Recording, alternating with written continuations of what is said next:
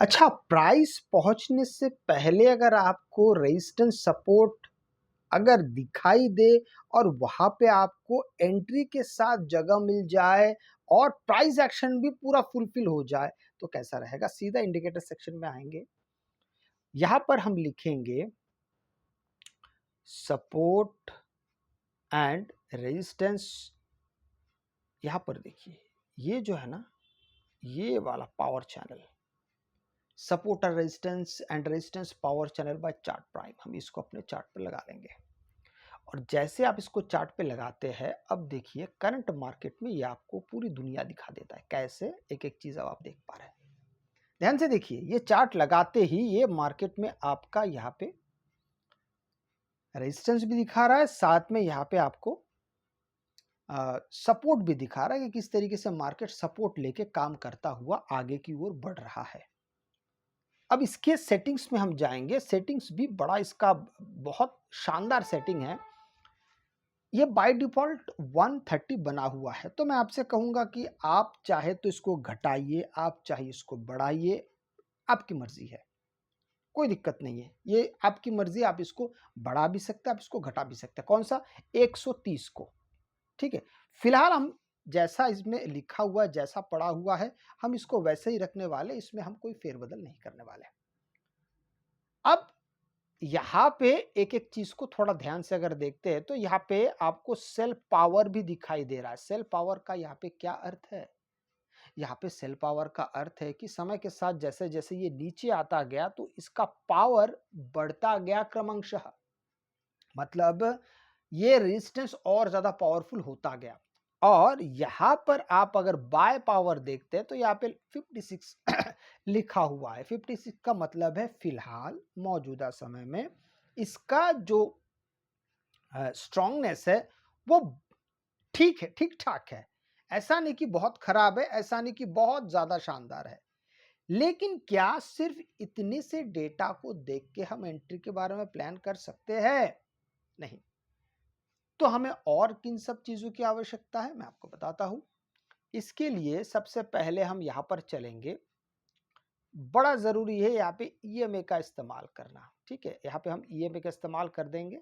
देखिए, ईएमए जैसे हम यहाँ पे लिखते हैं, मूविंग एवरेज आ गया यहाँ पे। फिर से हम यहाँ पे मूविंग एवरेज एक्सपोनेंशियल लिखेंगे तो आ जाएगा। हर बार एक जैसा नहीं आता है। ये अब आ गया मूविंग एवरेज एक्सपोनेंशियल।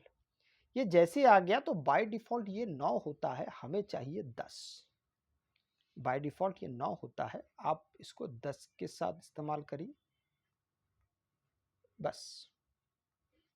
अब देखिए, जैसे आप इसको 10 के साथ इस्तेमाल करते, अब हमारी एंट्री कहां पे होगी, इस बारे में जरा मैं आपसे विस्तार से बात करता हूं।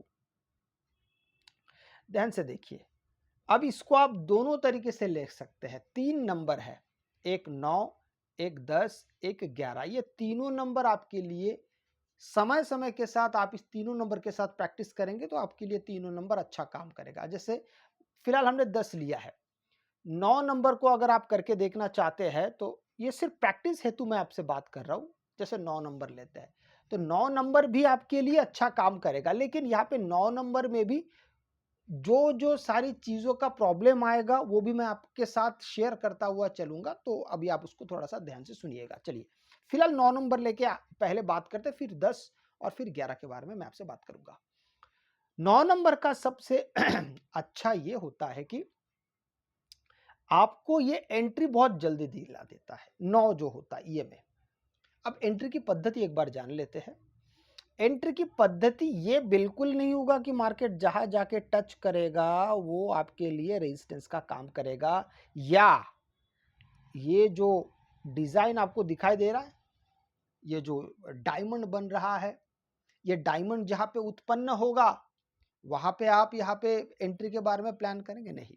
हम प्लान तब करेंगे, पॉइंट नंबर 1, कि जब प्राइस या तो रेजिस्टेंस को छुएगा और फिर नीचे की तरफ आएगा, और इस 9 ईएमए को क्रॉस करने के बाद यहाँ पे कंप्लीट प्राइस एक्शन बनाएगा।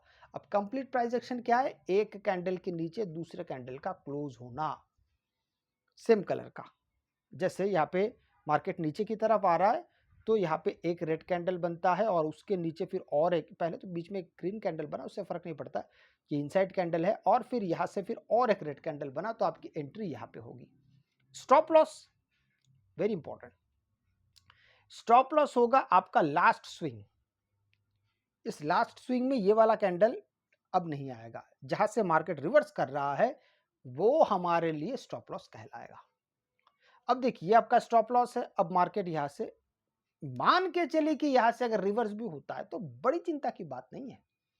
आपका जो स्टॉप लॉस है वो लास्ट स्विंग है, इसलिए बड़ा नुकसान की तरफ हम नहीं जाते हैं। लेकिन अगर, सुनिए ध्यान से, लेकिन अगर ये टारगेट पूरा करने की तरफ जाता है तो बहुत अच्छा सक्सेस रेट आपके हाथ में मिलता है। कैसे, मैं आपको बताता हूं। देखिए अब मार्केट यहां से फिर नीचे जाना शुरू करता है, नीचे जाते जाते जाते जाते फाइनली मार्केट यहां तक आया, यहां तक आया, और ये अभी भी नीचे की तरफ ही जा रहा है। आप समझ गए, अभी भी ये नीचे की तरफ ही जा रहा है। तो यहां पर अगर हम ध्यान देते हैं, कैसे, ध्यान से देखिए इसको, क्या यहां पे कोई भी प्राइस एक्शन बना है? मैं पहले आपसे एक सवाल कर लेता हूं।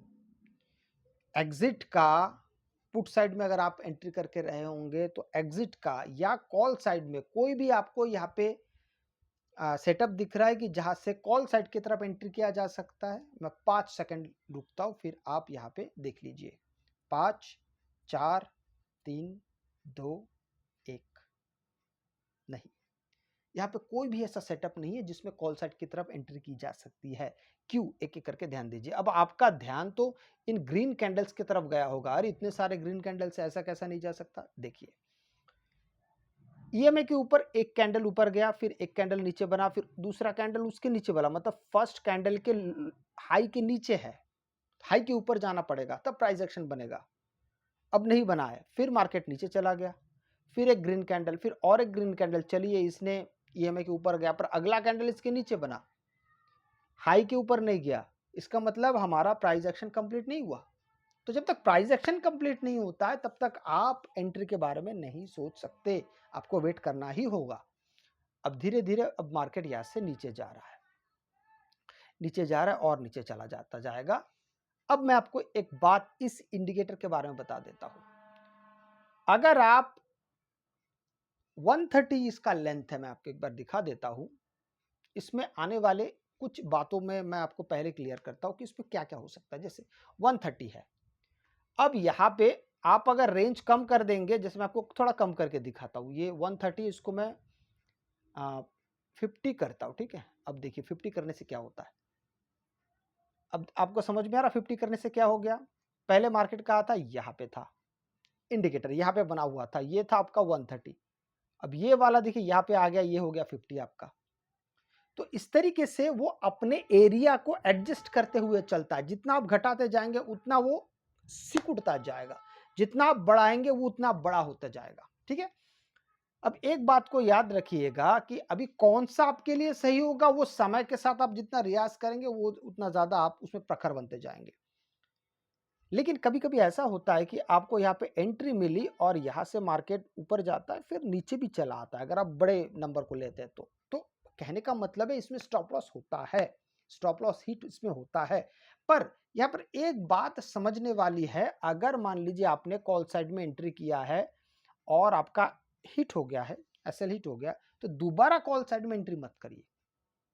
हो सकता है मार्केट ट्रेंडिंग में हो तो सीधा सीधा लगातार नीचे जा सकता है, तो इससे दोबारा कॉल साइड में एंट्री नहीं होगी। अगर एंट्री होगी तो पुट साइड में होगी। जब तक मार्केट कंप्लीट रिवर्स नहीं कर लेता तब तक आप एंट्री के बारे में नहीं प्लान करेंगे। अगर आपको वीडियो अच्छा लगे तो लाइक शेयर सब्सक्राइब जरूर कीजिएगा। आपसे मैं अगले वीडियो मिलता हूं, तब तक के लिए जय हिंद।